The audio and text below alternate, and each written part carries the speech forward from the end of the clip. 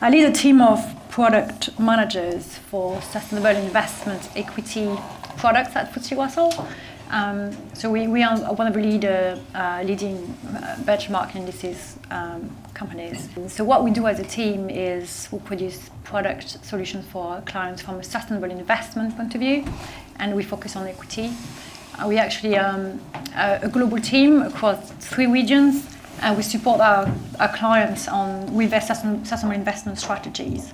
When you talk about benchmarks and indices in the financial industry, it can be used in different ways. The main one has been historically as a data product, where investors use index benchmarks as a benchmark, as a data product, right, to inform them about the investment strategy, to measure their performance and other means.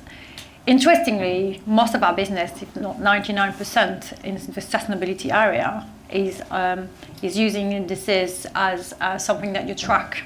And so basically what we do is that we support our clients with their passive investment strategies, where we produce the index for investing in different type of products. And so there's a huge trend into doing this with sustainability parameters. Now, a bit of taxonomy, we talk about ESG and climate internally. That's really to reflect what's going on in the market. So within ESG and within climate, we have different themes, but we've seen very strong momentum for ESG investing in the past few years, and there's an extremely even more stronger or kind of forward-looking investment into climate investing now. So a lot of what we do is focusing on climate these days. Thank you. I'm Kirsty Riddle from Premier Miton. As Zina said, I am a co-manager on a pan-European property share fund. So we invest in listed REITs and property companies across Europe. Afternoon, folks. I'm Alan Somerville. So I'm the ESG director for Tritax. As Zina said, we invest into logistics all the way from big boxes down to last mile logistics and everything in between. We run 6 funds, 2 listed, 4 private. Big Box is our largest listed fund, invests in the UK only, but we also have a European listed fund as well. And I guess kind of benchmarking indices are something that we use for our kind of ESG performance management, but it's the starting point. It's probably the end of the beginning as far as we are concerned. But the most important question I think we need to first and foremost focus on is really redirecting of the capital flows. And I think a lot of earlier panelists today were also speaking about the fact that lending is not where it needs to be yet in terms of incentivizing on the cost differential between sustainable investments versus regular lending cycles. Same to the equity capital markets. And a big role in that also plays in how to select these types of investments. I work on a team of a Benelux real estate equity research on the sell side. We've started our ESG journey quite recently, and I have to say it's challenging to select what to focus on, and especially how to incorporate it also in evaluation going forward. But I think, Kirsty, perhaps the first question is for you, given the fact that you're directly at the forefront of investing in the companies and potentially also rewarding more sustainable companies. How do you look at it, this aspect, and how do you also look at it from the risk perspective? So it's sort of ironic that I'm sat here on a panel discussion about benchmarks and indices when actually we don't really rely on it too much or use it too extensively when we're carrying out our analysis. What we prefer to do is carry out our own qualitative analysis, because we really like to try and understand the individual sustainability strategies of each of the companies that we cover, so that we can determine whether we gauge it to be appropriate and stretching enough. And I think if you're going to rely on the benchmarks and the indice ratings, you kind of really need to understand the underlying data that feeds into that and whether it's appropriate for the company. So we prefer to do our own analysis, and we'll look for whether a company has a net zero carbon targets in place, whether they cover scope 1, 2 and 3, whether they've published a pathway detailing short, medium and long-term targets, whether they're also looking at biodiversity and water and waste, and whether they're kind of incorporating that into the variable remuneration of the exec team and below as well. And I think that the benchmarks and the indices, while they're useful, there's a lot of data that goes into them, and personally I'm not sure I would be comfortable saying I fully understood the rating and whether it was appropriate. The other benefit we see of carrying out our own analysis is that we can tailor it to each of the individual companies we cover, depending on their strategy. So sometimes that can be quite difficult if you're relying more on quantitative data. For example, if you took a company that was investing and developing in city centre offices, and their strategy was to sell their more mature, high quality, sustainable assets and reinvest into sort of lower quality, gas guzzling, unsustainable assets with the intention of investing and improving the sustainability, then actually their carbon emissions and carbon intensity data and a lot of other data would look like it was deteriorating.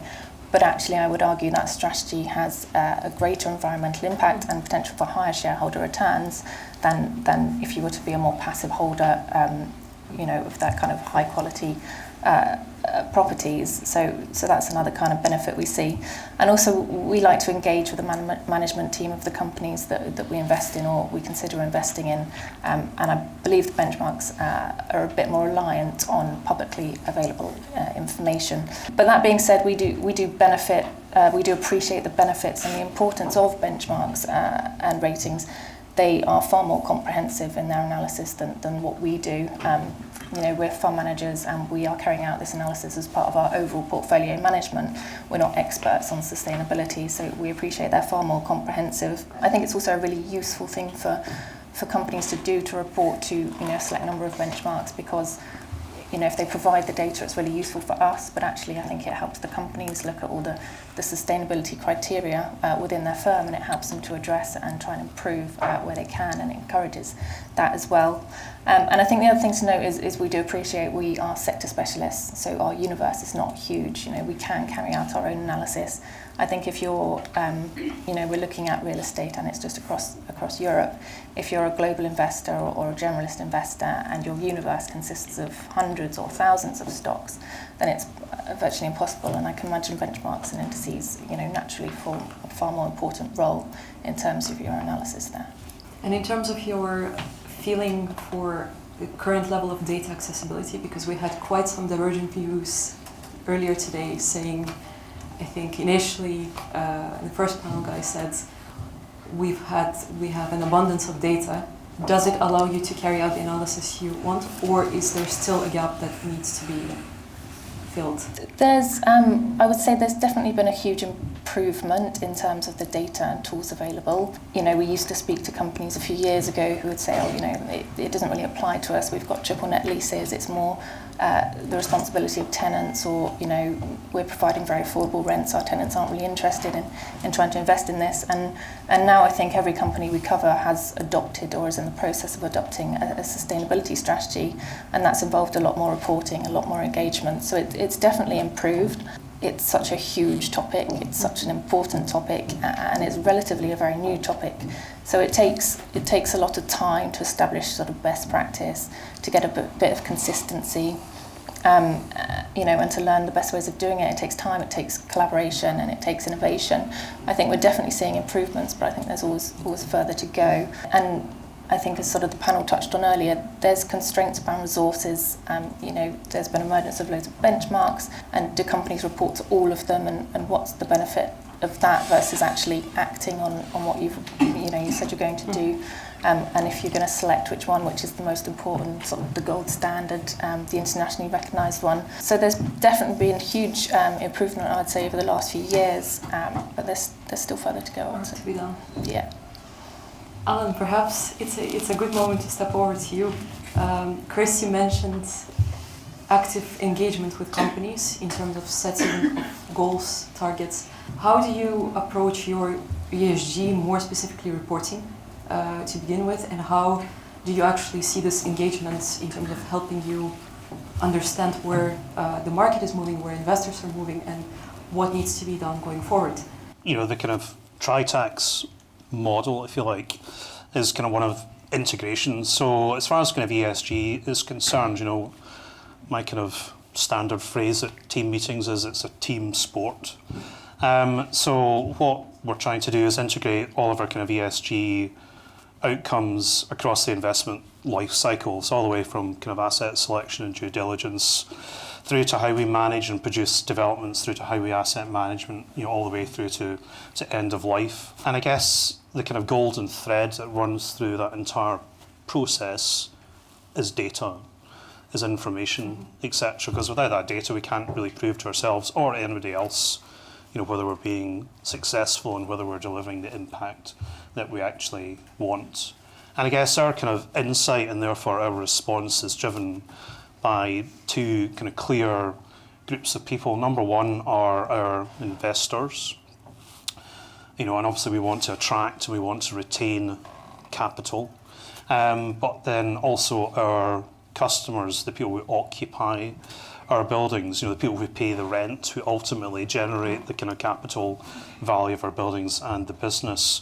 So understanding what's happening in our occupational market and what's driving people to select one building over another is fundamentally important, and we see significant changes in behaviour, especially in the logistics space where there's more automation, higher consumption of energy, greater drive for energy efficiency, people wanting buildings are clearly on the decarbonisation path that aligns with their own corporate requirements. And then on the other hand, we have our kind of investor pool, and we know from work that we do with our advisors that the liquidity of our assets, the individual assets, is impacted now by how you disclose their ESG performance, and we know that our kind of equity investors or our private investors are also looking for very clear, very discrete displays of what our ESG performance is.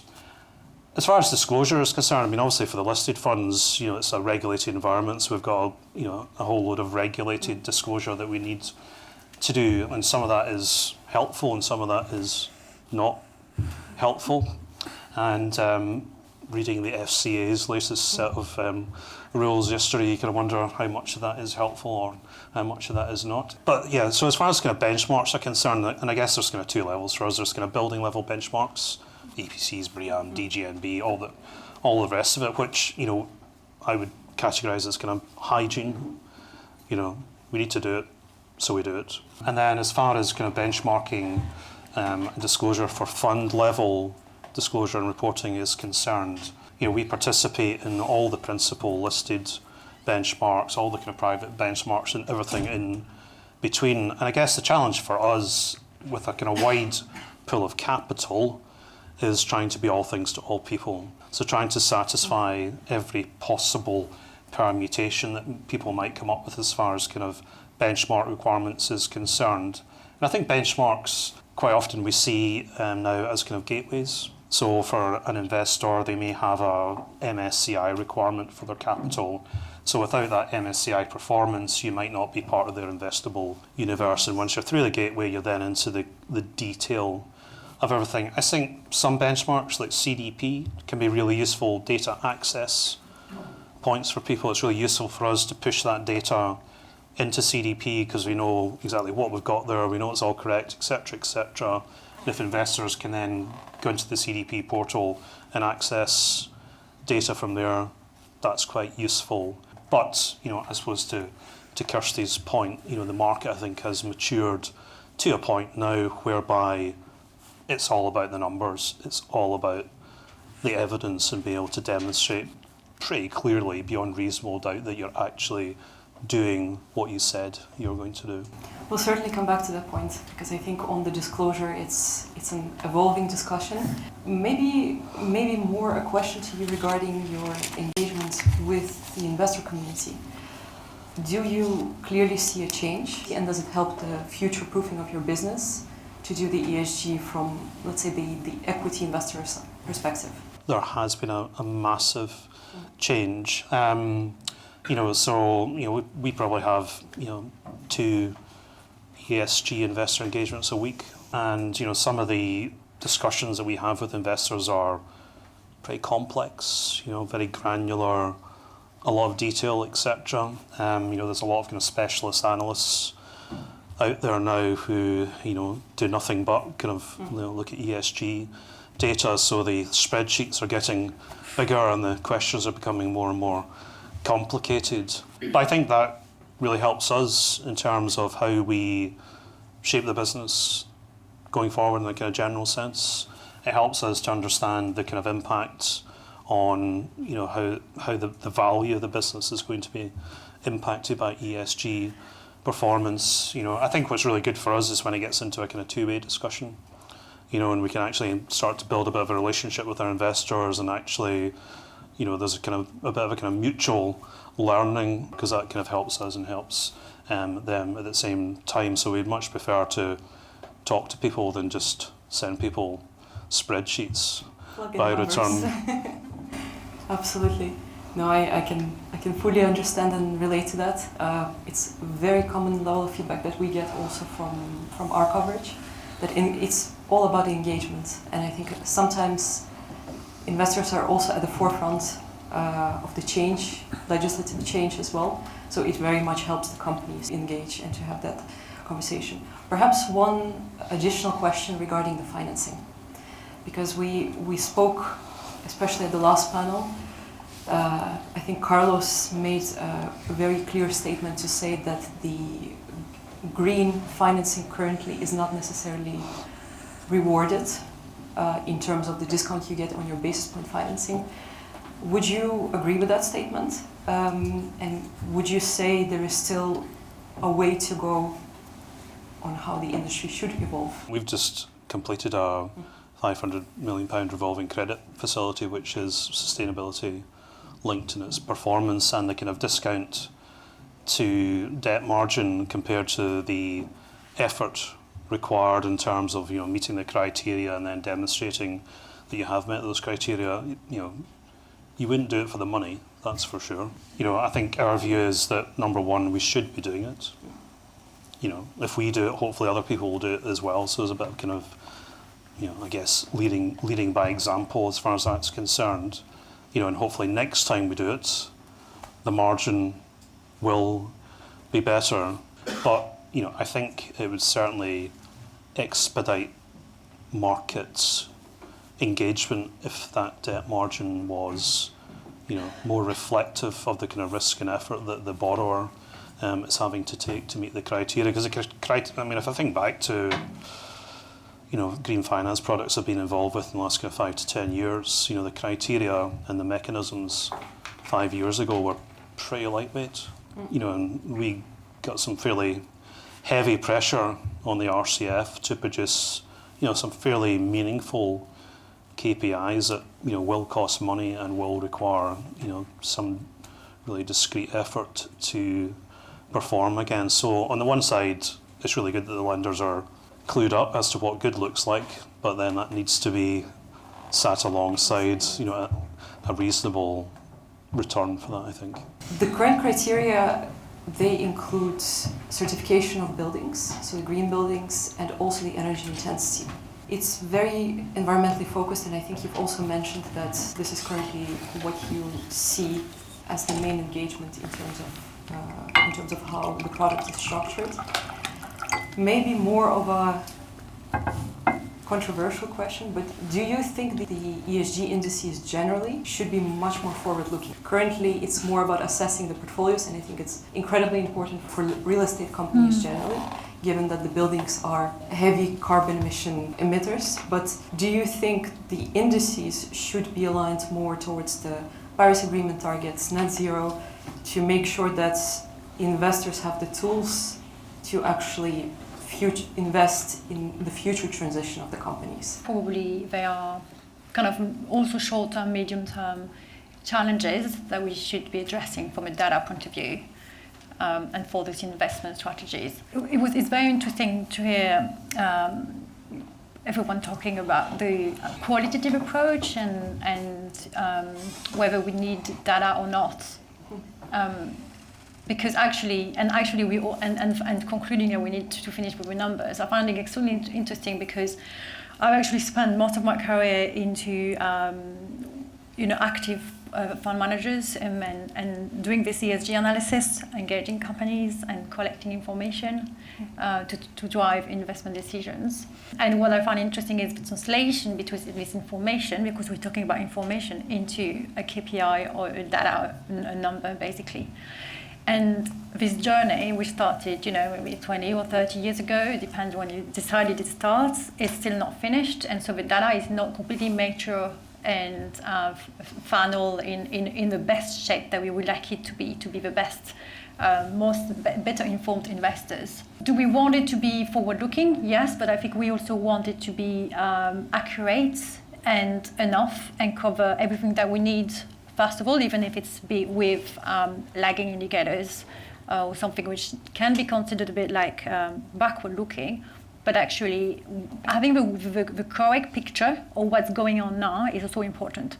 So typically, if we take this, just to illustrate, yes, we have a FTSE EPRA Nareit index series, and we have a FTSE EPRA Nareit green series, where, as you say, we start from an underlying, which is the EPRA Nareit developed index, and we're going to reweight to kind of favor or reward the companies that have the best efficiency in terms of carbon emission intensity, energy intensity, and green certificates. This in itself is a challenge in gathering the quality of the data, and actually we actually have to use modeling estimates, and the reason why we do it on a developed universe these days is because we're not confident that we can do on the global universe, because the standards that we're going to talk about, maybe in terms of the disclosures, are not there in emerging or other areas. We are actually looking at forward-looking data. We have a very strong partnership with the Transition Pathway Initiative, where so that's an asset owner-led initiative which looks at how companies are going to be doing in the future on climate transition. Are they on the right pathway to decarbonize? And we use this data to reweight our indices, basically providing investors a framework to construct an investment strategy that tells which company will be better in the future. So we do that, and I think we're actually ahead of the curve with this type of data set. But as of today, investors also need to see the outcome. So if you take, the real estate business, you want companies in your index or your portfolio to look good in terms of showing how their asset has been operated. Does it look like the carbon efficiency is here, and is my signal correct? The outcome, the measurement, is equally important for investors to see the impact of a strategy as much as the forward-looking.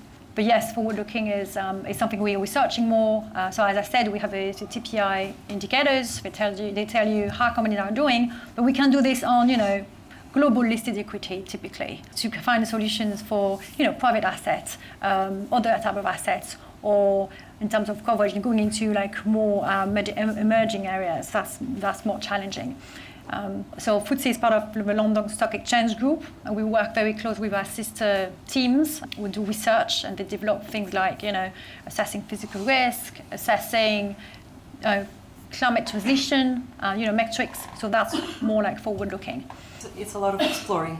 It's a lot of exploring, and things start existing for sure. But the point I'm trying to make, I suppose, is you need the data to continue to develop and be as clean and precise, accurate as possible, even if it's lagging, because this is also raw data and material that can be used for modeling and creating the forward-looking metrics. So data is really, really key. And in terms of extension into social or governance metrics, because I think those are sometimes for real estate, I think environmental metrics tend to be more measurable generally, and social and governance is, I think, a little bit more tricky to assess. How do you look at that, and in terms of incorporation, maybe generally in the real estate indices, but also more globally? Kirsty was making a good point around we don't ask the same thing to each company. And obviously you can't have this in a passive approach, right, or an index approach where there's a comprehensive, systematic way of assessing companies, which I think is extremely important and actually very powerful.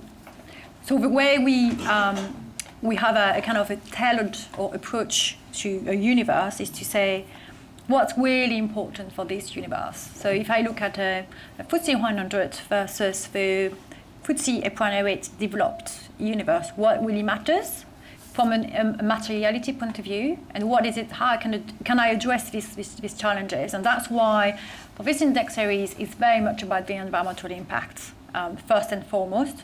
Then it is true that we want to be careful of, you're addressing the environmental challenge, you're not creating social harm, and that's really what the European regulation are trying to address as well through some of the PAI reporting and the do not significant harm concept.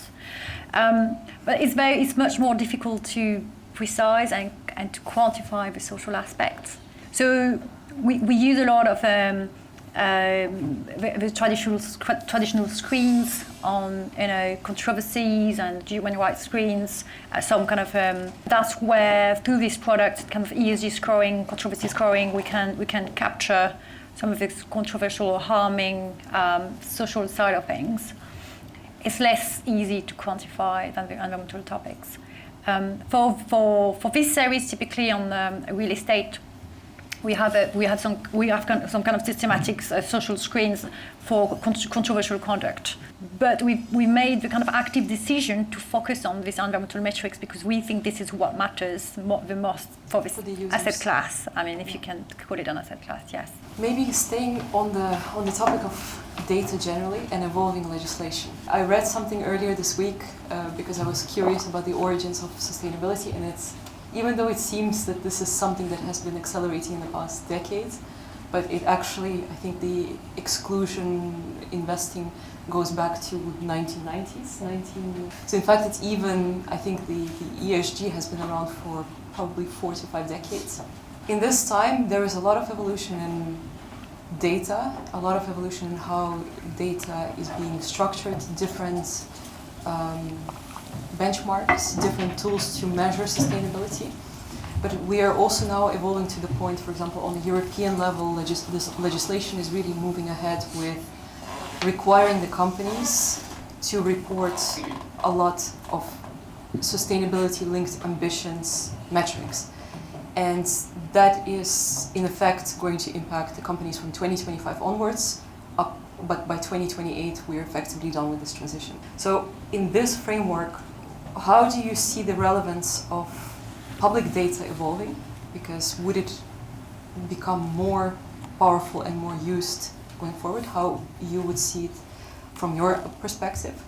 And do you think there is another aspect to it, which is the harmonization of data across the globe? I think, Solange, you mentioned that's a big question when running a global benchmark.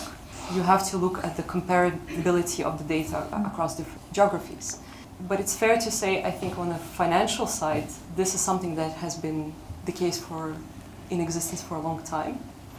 And we have kind of, around the financial metrics, we've managed to figure our way around how we compare things.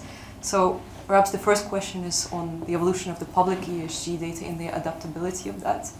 And the second point is, do you think going forward we will move past the point of ESG data being considered non-comparable and accepting a certain leeway in how it is being looked at from a global level? I really like the comparison with accounting standards because I've been here there for hundreds of years. No one really, I'm sure there are committees and global groups, talking about, and they're evolving all the time, but they fairly well accepted. There was no standard. So things have actually emerged by themselves through the market, right, through practitioners. And now we are at the stage where we have to create the standard officially for practical reasons, because yes, we want this comparability, this harmonization, we want to cut the cost for companies that don't have to reply to 50 questionnaires, etc. But actually the standardization is inspired, is built upon what has emerged naturally, so the CDP created as an NGO and actually democratized the concept of reporting carbon emission. And they created all the standards of what carbon emission is and how we can report it. And then you have things like the TCFD, it's just an investor-led initiative that created some framework how to talk about the key metrics and pieces of information that investors need to and companies need to report about their transition. These are now being absorbed into the ISSB as a standard to create something which is comparable, and like the players do not have to report to, as I said, to hundreds of questionnaires. So cutting their costs, making things simpler. But there's two sides of it. It's like forcing to report and disclose. That's the CSRD, and it's basically we're saying, the regulator in Europe is saying, you will have to report. That you will have to make this public. And then it's how, and all these standards existing. Yeah, so there's strong benefits. And I also think that it will continue to be evolving because, first of all, this is Europe. The UK is really also trying to come up with their own standards, imitating not completely, we want our own way, but we still need to do something that looks like the European one to create this harmonization. And there's a lot of work going on in Asia and South Africa and, lots of big countries looking into it. And there will be some harmonization, but ESG is such an evolving area. There's always a new thing, right? So we almost here with carbon, we found like 50 metrics to talk about carbon intensity and climate transition plan and climate target and alignment and Paris goals and implied temperature rates and all these things. And now comes biodiversity. And no one knows what biodiversity means. Is it risks? What's challenged? Natural resources? How do I translate this? It's such an evolving area. I can't see how we stop, And I also think that the fact that it was never regulated, it was not regulated for a long time, created all this kind of innovation. And to some extent, I think investors, especially on the active side, and when they do things very differently with their own framework and approach, they will want to create their own metrics. They want to look into what is this area nobody looks at, and that's really going to differentiate myself. And ESG or sustainability, really good area for that. There's always something new you can find to look at the world differently and where value can be created. I don't know if I'm really answering your question here at all, but you sort of said earlier, it's all about data, and the data is really important. And if you're going to kind of address sustainability, you need to know, improve it. You kind of need to know where you stand. So you need all that data there to know what you're dealing with. But there can also be kind of data information, like data overload, and actually there's data for data's sake, and you need to kind of step back and go, what data do we actually need? What's the purpose, and what are we actually taking from this data, and how are we going to use it? Because there's just been this, as you kind of said, there's just so much data there, and actually it can take away from doing what you're setting out to do, which is actually having an impact at the end of the day. So, Alan, you are at the forefront of all the requirements for reporting. Yeah, I think as far as kind of regulated disclosures are concerned, I think ESG is where accountancy was 15, 20 years ago, where there was a complete disparity in reporting regimes for balance sheets. And 15 to 20 years later, we're now in a place where there's IFRS and there's a standardization. I think if we were sitting in this room in 15 years' time, that's exactly where we'll be as far as ESG kind of regulated disclosures and how they're disclosed through balance sheets, etc. So I think that will happen over time.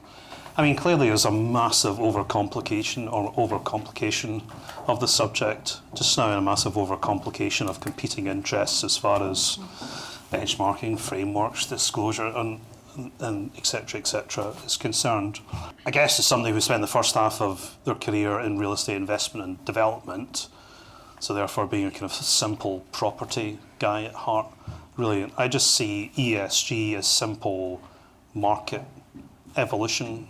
All we're doing is making better quality buildings to suit the requirements of the people that pay the rent, which are the people that occupy the buildings, and making the type of buildings that actually our investors want to invest into as well. And if I think back to the start of my career, where it was all about energy efficiency in buildings and all that kind of stuff, nothing's really changed. It's just become more sophisticated, etc. So I think in this world of masses of data, I think masses of disclosure, it's really important to be very clear when you are talking to your investors, your occupiers, or whatever it happens to be, exactly what makes a difference to whoever it is you're talking too. And I think, on that, the social value point is quite interesting, I think, because I would take a completely different view on that. And if you talk to our occupiers and you say, what are the things that really kind of keep you awake at night? And they would say it's place, so it's having the right location, obviously. It's power, it's having enough energy, whether it's electricity, to kind of power your logistics building, especially with all the automation that they have. But it's about people. It's about access and retention of labour. So again, the more that our kind of investments are integrated into communities, then the more effective those buildings become as locations for our customers. So again, to me, the whole kind of social value aspect is a complete no-brainer. Really, how you disclose it, is challenging, and there's been a temptation to monetize everything.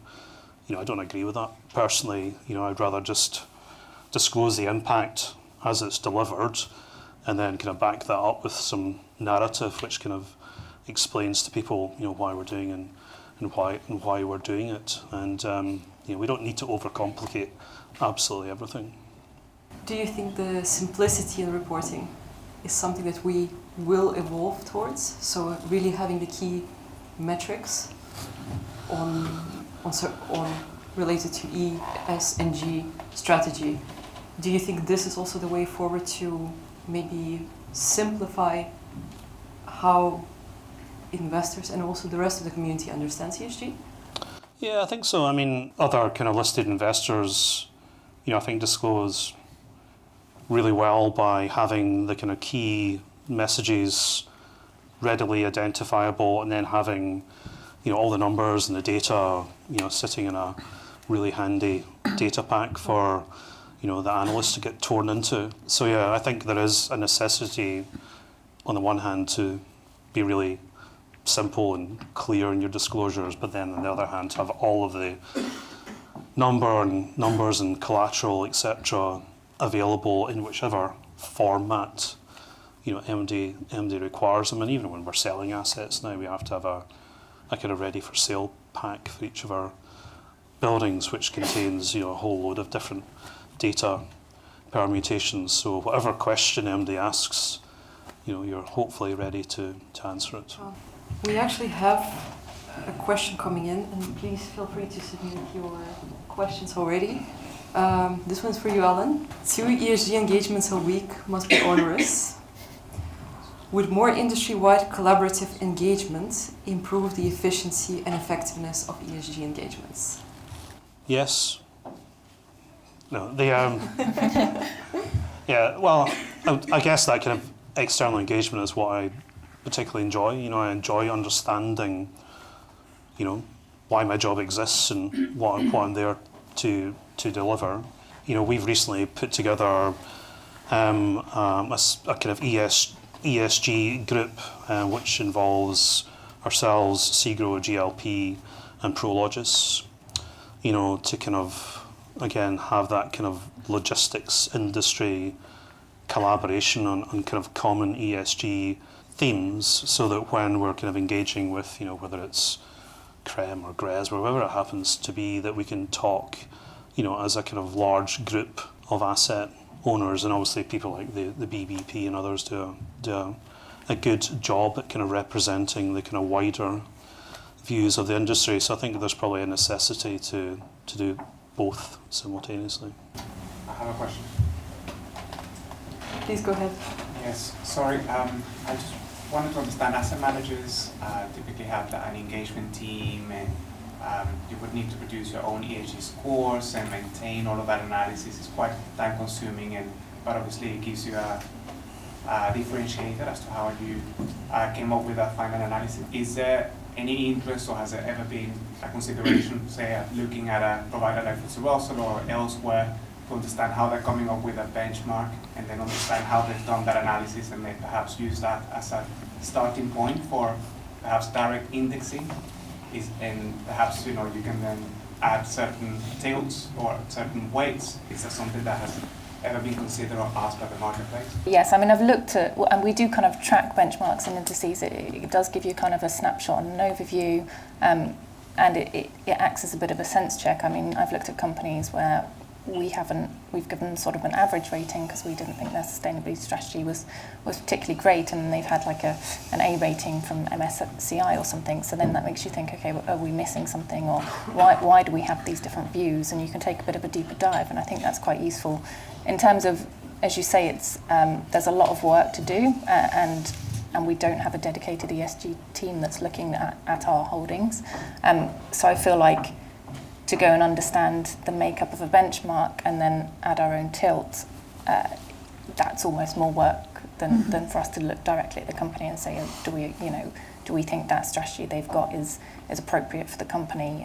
Do we think it's stretching enough? And we can go and look at the benchmarks and indices and compare what we think versus what they think. But some of these indices or ratings, they've got 200-300 data points, so that's quite a lot of work to go through each of them and see whether you actually think it applies to that company and whether it's appropriate, whether you agree with their views. So I mean, it's an interesting point, but I think it probably adds more work as opposed to trying to simplify it. I think you have been very clear. So there's another one coming in. I heard earlier today that Mirvac has stopped working with one rating agency. How big is the risk that this becomes a wider industry trend? I think that's really incumbent on the rating agencies to remain relevant, isn't it? And I mean, clearly there is kind of consolidation in the rating, in the rating agency and kind of benchmark worlds, and I would assume that that's going to continue. But then, I would say that if an investor sees no value in a particular benchmark or rating scheme, then I think that says more about the rating scheme than it does about the investor. And I mean, over time, it stands to logic that there's going to be some benchmarks and rating schemes are going to dominate the market, and there'll be consolidation, and people will, disappear into the sidelines, etc. So I think that's kind of inevitable. I'm just going to hop in there. When we've been engaging with management teams, I know, there's some larger companies that are well resourced with ESG teams, and there's some smaller companies that have got, quite a tight cost base. They've just got a dozen people, and their kind of feedback was, do you want us to report to benchmarks and rating agencies? And, we're getting pushed to do it, but actually we've got limited resources, and there's so many of them, and which ones do we pick?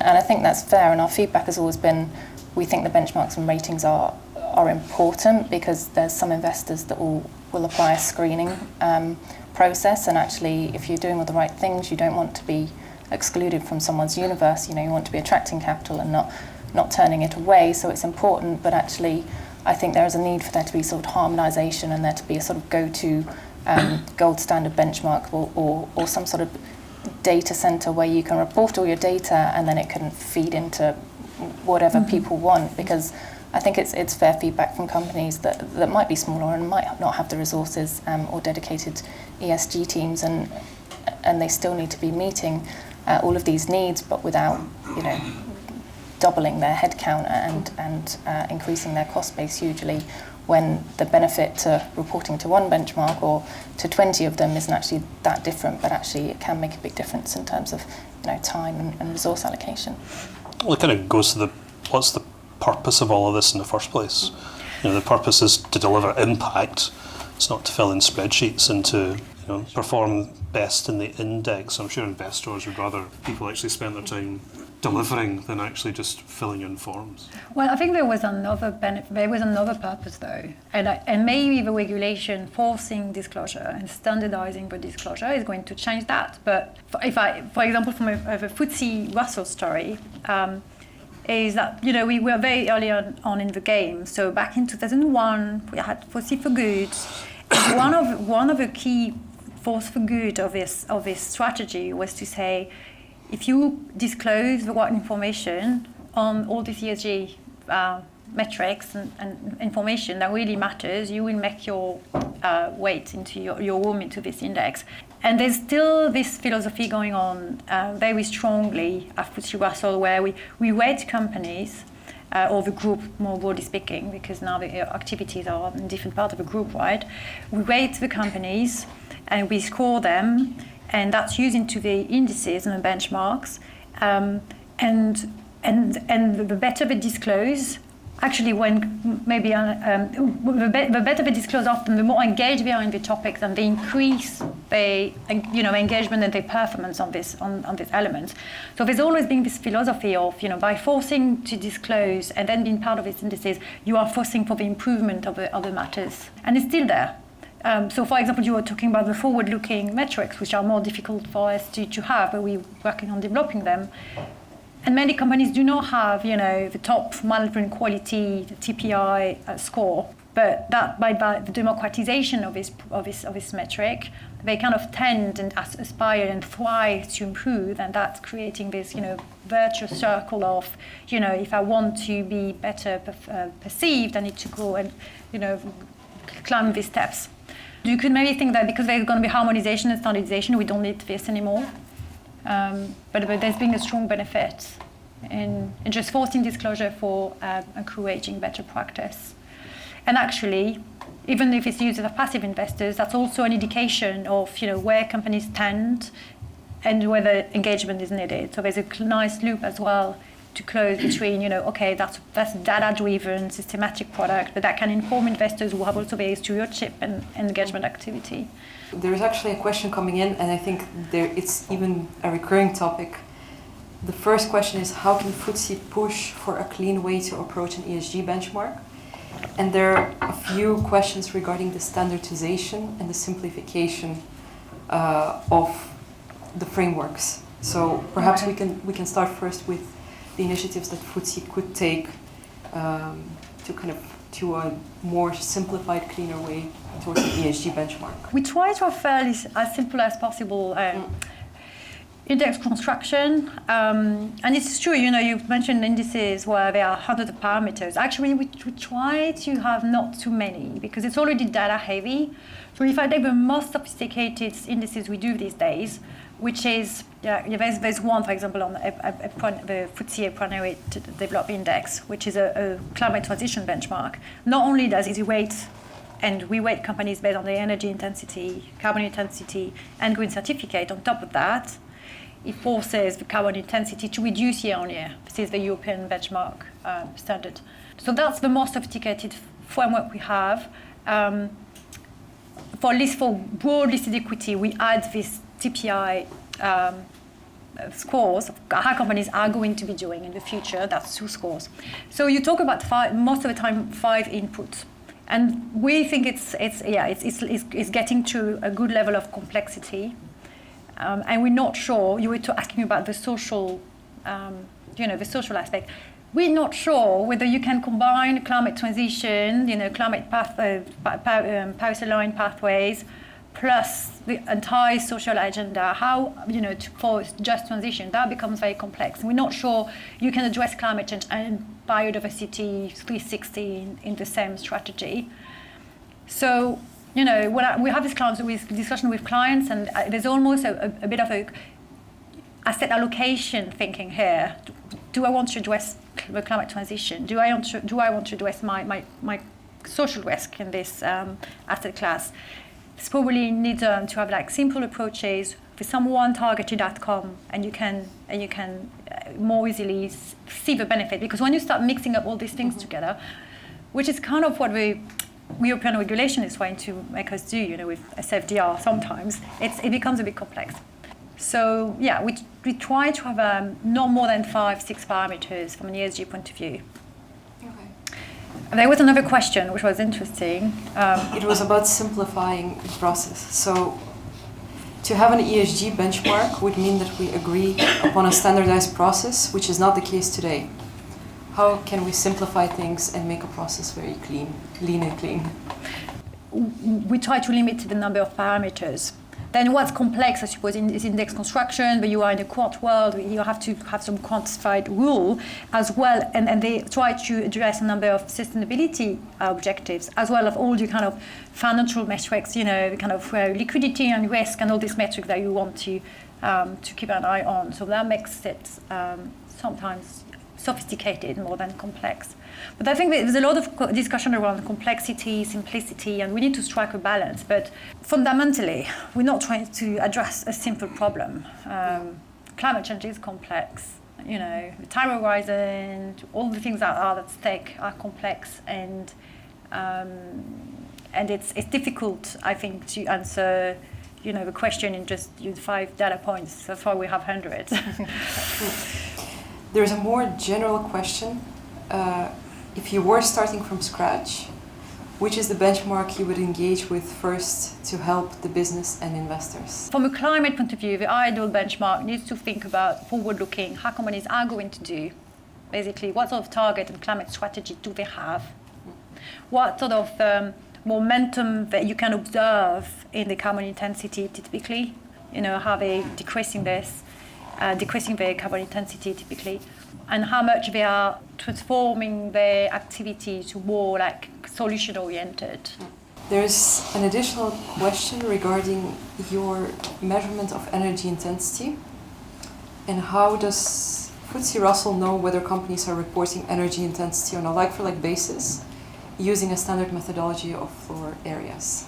Yeah, it's a bit technical. I think maybe we can pick up separately. No, but it depends, because there's collection process going on, there's estimation modeling going on, and we also use third parties. That's the case in this FTSE EPRA Nareit index series for good reasons.